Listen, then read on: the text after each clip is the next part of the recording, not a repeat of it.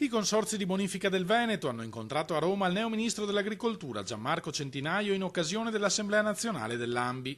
Due le richieste fondamentali dal nostro territorio: snellire le procedure burocratiche, sbloccare le risorse necessarie a mettere in cantiere le opere già approvate, fondamentali dal punto di vista della sicurezza idraulica.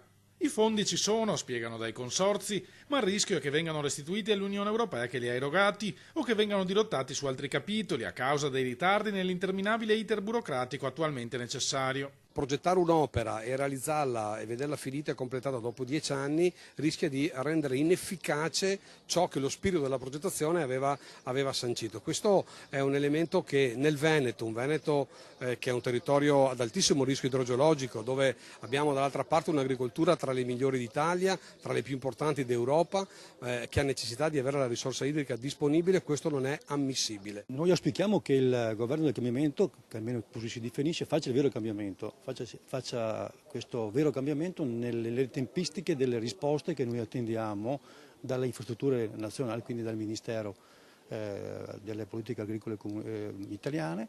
Perché? Perché nel Veneto abbiamo 150 milioni di euro di progetti cantierabili, attendiamo queste risorse da 4 anni, da 4 anni aspettiamo che queste risorse arrivino. Richieste che hanno trovato una risposta positiva da parte del Ministro, ora alle parole dovranno seguire i fatti. L'Italia è il paese dove la burocrazia la fa da padrone. Noi abbiamo detto in più di un'occasione che il taglio della burocrazia, il taglio dei tempi è uno dei punti cardine sia del contratto di governo ma soprattutto di questo Ministero.